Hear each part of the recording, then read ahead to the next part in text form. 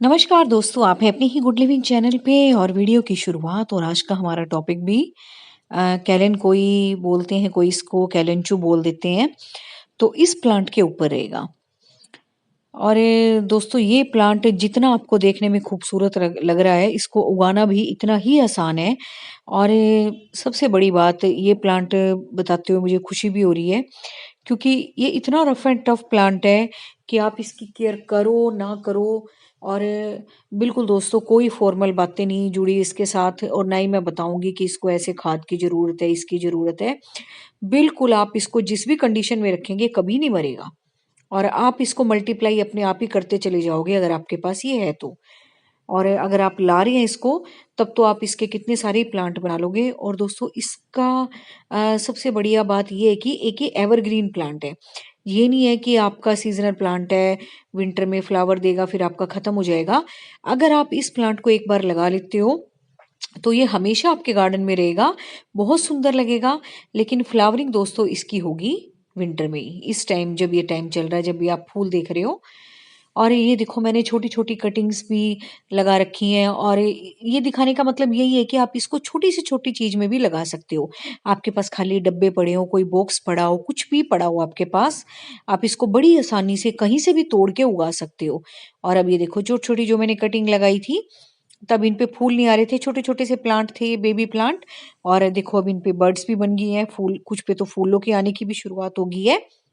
और इसी तरीके से दोस्तों मैं इसकी डंडी तोड़-तोड़ के जिसमें मुझे लगता है ना बहुत ज़्यादा फैल गया है, ऐसी तोड़-तोड़ के कहीं-कहीं उगाती रहती हूँ। और इसके उगाने का दोस्तों मेरा मकसद एक ये भी आप कहोगे आप इतने सारे क्यों उगाते हो? तो भई जहाँ पे जैसे इस तरह के जो मैंने डेकोरेटिव ये लगा रखे हैं प्लांटर्स, तो इनको लगाने का मकसद यही है कि एक तो ये मेरे फिल हो जाएँगे और दूसरा जब ये फिल हुए दिखते हैं तो बहुत अच्छे लगते हैं। और जैसे कि मैंने बताया एवरग्रीन प्लांट है ये।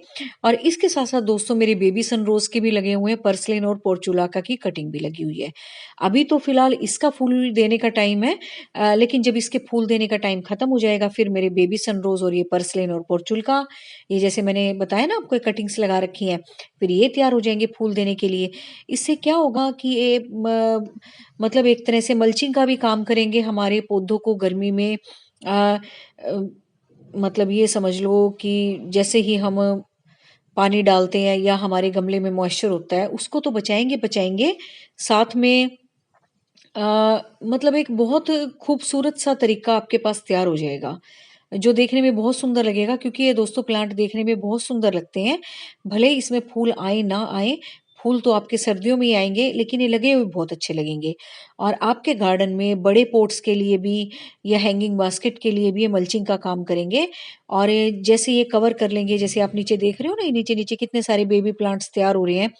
और साथ में मैंने इस इन बास्केट्स में ना पर्सलिन पोर्चुलाका की कटिंग भी नीचे-नीचे लगा रखी है। तो क्या होगा कि वो तो फूल देंगे और साथ में जो हमारी ये बास्केट्स हैं बिल्कुल भरी हुई नज़र आएँगी। और इसी तरीके से मैंने बड़े-बड़े गमलों में भी इसकी कटिंग लगा रखी है, पर्सलिन पोर्चुलाका भी मैं लगा देती हूँ। या इस तरह के छोटे-छोटे जो भी मेरे पास कुछ भी खाली पड़ा होता है, मैं इनमें भी इसकी कटिंग लगा लेती हूँ। तो ये दिखाने का मकसद यही होता है कि आपके पास कोई भी चीज़ रखी हो तो इस तरह की छोटी-छोटी कटिंग्स तो आप लगा ही सकते हो। चाहे उसमें एस्पैरेगस आ गया, बेबी सनरोज़ आ गया, कैलेंकोई आ गए आपके। और ये पर्सलिन पोर्चुलाका तो आप लगाते ही रहते हो, है ना? गर्मियों में ये तो फूल देंगे। लेकिन जब बात आती है अपने गमले को पूरी तरह से भरने की, ताकि जिस भी पॉट में हमने लगाए हैं वो तो खूबसूरत है ही है, लेकिन उस की जो सुंदरता है दोस्तों वो तभी होती है जब आपके जो गमले हैं या आपके पॉट हैं, जो प्लांटर हैं, इस तरह से भरे-भरे नज़र आएँ। तो ये देखो मैंने इनकी बेबी सनरोज़ की तो कटिंग कर भी दी थी और जो इनकी कटिंग्स निकली थी वो भी मैंने कहीं-कहीं लगा दी थी। और सबकी कटाई-छटाई तो मैं करती रहती हूँ, लेकिन कभी भी मैं इनकी डंडियाँ चाहे वो बेबी सनरोज़ है, कैलेनकोई है या हमारे पर्सलिन पोर्चुलाका है या ये एवरग्रीन कोई भी प्लांट है, मैं इनकी कटिंग्स भी कभी बेकार नहीं करती। जहाँ तक हो सके मैं इसके और प्लांट बनाती जाती हूँ, ताकि और सारे प्लांट हमारे तैयार होते जाएँ। अब ये देखो जैसे हैंगिंग बास्केट थी ये, इसमें नीचे तक बहुत नीचे तक प्लांट लटक रहे थे बेबी सनरोज़ के। तो बस फिर मैंने इनकी कटाई-छटाई कर दी थी और अब आप ये देख रहे हैं नए-नए ये ब्रांचेस निकल रही है इसमें से, और ये देखो कितनी अच्छी लग रही है। अगर मैं पुरानी ऐसे ही छोड़ देती फिर वो देखने में भी गंदी लगती, और जब ये अब नई नई ब्रांच निकल रही है देखने में भी अच्छी लग रही है। और इनमें मैंने सारी की सारी कटिंग लगा रखी है। इनकी तो खैर मैंने कटिंग कर दी थी, लेकिन इसमें जो मैंने कैलेंकोई की कटिंग लगानी थी, या फिर मैंने जेड प्लांट की लगानी थी, या फिर ये समझ लो पर्सियन पोर्चुला का, या मैंने एस्पेरेगस के बल्ब इसके अंदर जो हैंगिंग बास्केट में गड़ाने थे, तो वो भी मैंने सारा काम कर दिया है, ताकि अब आने वाले टाइम में मेरी पूरी हैंगिंग बास्केट पूरी तरह से फिल हो जाए। और वही पूछ रहे थे आप कि मैम फ्रूट प्लांट्स की कटिंग इस वक्त हम लगा सकते हैं? बिल्कुल लगा सकते हो। मैंने भी कई दिन पहले अपने जब अमरूद की कटाई छटाई की ना, उसकी कलम लगा दी थी, और उसमें अब छोटी छोटी पत्तियां भी आनी शुरू हो गई हैं।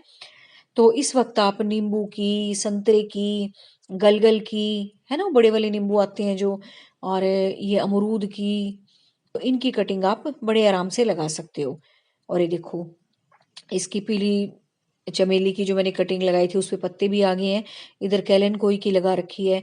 तो कहने का मतलब ये है कि एक बड़ा प्लांट दोस्तों इसमें, जैसे कि क्रिसमस ट्री लगा हुआ है, ये तो ऊपर की तरफ बढ़ेगा, लेकिन जब गर्मी बहुत पड़ेगी तब ये मेरी मिट्टी जल्दी जल्दी सूख जाएगी, है ना, इसका मॉइस्चर बहुत जल्दी खत्म हो जाएगा गर्मी के मौसम में। तो नीचे नीचे जब ये छोटे छोटे से प्लांट तैयार होंगे ना, ये एक तरह से मल्चिंग का काम करेंगे। आपको अलग से मल्चिंग के लिए कुछ नहीं करना पड़ेगा। ये आपके पोर्ट को भी भरेंगे, सुंदरता भी देंगे, और दूसरा एक मल्चिंग का भी काम करेंगे आपके पोर्ट के लिए। और बिल्कुल फिर आपको ये भी चिंता नहीं रहेगी कि अभी मेरी मिट्टी बार बार सूखे जा रही है। और नीचे जब इसमें फूल खिलेंगे इन बड़े गमलों में, तो वही बहुत सुंदर लगेंगे, और ऊपर से तो आपके प्लांट लगे लगे हुए हैं। तो इसलिए मैं ये बात बता रही हूँ, क्योंकि मेरे पास दोस्तों इस टॉपिक पे बहुत सारे कमेंट आते हैं कि मैम आप पूरे गमले को बहुत भर देते हो, तो आपको दिक्कत नहीं होती। भी दिक्कत किस बात की होगी? ये तो बल्कि बहुत अच्छे से देखो अब क्या दिक्कत हो रही है इन पौधों को, पूरे गमला भरा हुआ है। कितनी सारी वैरायटी लगा रखी है मैंने इसमें। और अब ये जो विंटर वाले हैं ना, कुछ ही दिन का साथ देंगे ये, ऐसे ही खूबसूरत लग रहे हैं ये थोड़े दिन के मेहमान हैं। असली साथ तो हमारा एवरग्रीन प्लांट ही देते हैं, जो कि हम इस टाइम कटिंग लगा सकते हैं। और बिल्कुल दोस्तों कुछ तो ऐसे प्लांट हैं जिनकी आपको बिल्कुल केयर नहीं करनी पड़ रही, जैसे कि मैं कैलन को ही बता रही हूँ, रोयो के प्लांट बताती हूँ आपको, एस्पेरेगस बताती हूँ। तो ये सारे के सारे ना छोटे छोटे से पौधे हैं, और नीचे नीचे तैयार होते रहते हैं, लेकिन ये काम बहुत बड़ा करते हैं। देखने में भी सुंदर लगते हैं, आपके गमले को भी, आप गमला एक लगाते किस लिए हो? ताकि वो आपके पौधों से हरा-भरा रहे, भरा-भरा सा दिखे। और अब बात आती है कि कई मुझसे पूछते हैं, मैम फिर आप इनकी गुड़ाई वगैरह कैसे करते हो? भई जो किचन में फ़ोर्क वगैरह होते हैं ना, या छुरी होती है जिससे हम बटर लगाते हैं, तो कई बार वो जो मेरी डिस्कार्ड हो जाती है, या जो मुझे लगता है ना मेरे अब यूज़ में नहीं है, तो उसको फिर मैं गार्डनिंग में ले आती हूँ। क्योंकि उनका साइज़ भी छोटा होता है, और जैसा कि मैं भर देती हूँ गमले को, जगह भी थोड़ी-थोड़ी होती है, फिर मैं हल्की-हल्की सी ऐसे ही करती रहती हूँ बैठी हुई।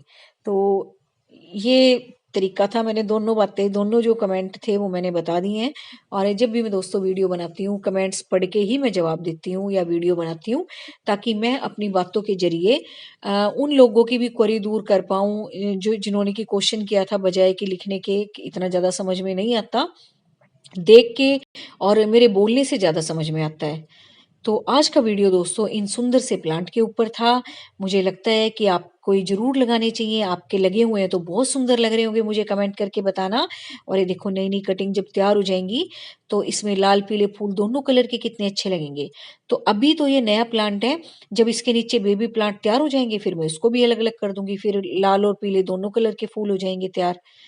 और चलते-चलते ये भी देखते चलते हैं हमारे प्यारे-प्यारे से पेटूनिया के फूल, क्योंकि गर्मियों में तो ये दिखेंगे नहीं। अभी इसको वीडियो के ज़रिए एन्जॉय कर लेते हैं। मैं भी कर रही हूँ, आपको भी कराती हूँ। तो बिल्कुल दोस्तों इस वक़्त आप जेट प्लांट्स की कटिंग लगा सकते हो छोटे-छोटे प्लांटर्स में। इस तरह के एक बेबी कैक्टस आपके लगे हुए हैं, कैक्टस लगे हुए हैं, तो उसमें छोटे-छोटे बेबी कैक्टस आ जाते हैं छोटे-छोटे से, उनको भी अलग-अलग करके आप किसी भी चीज़ से पकड़ने वाले से पिंसर्स होते हैं जो, उनसे करके छोटा-सा गड्ढा करके तब लगा सकते हो। हाथ मत लगाना, क्योंकि कई बार तो यहाँ दोस्तों मेरी मोटर का बटन है, वो मैं चलाती हूँ तो ऐसे ही चिपक जाते हैं ये, और बड़े छुटाने मुश्किल हो जाते हैं। तो आप ध्यान रखना, कैक्टस लगाते वक़्त थोड़ी प्रिकॉशंस रखना।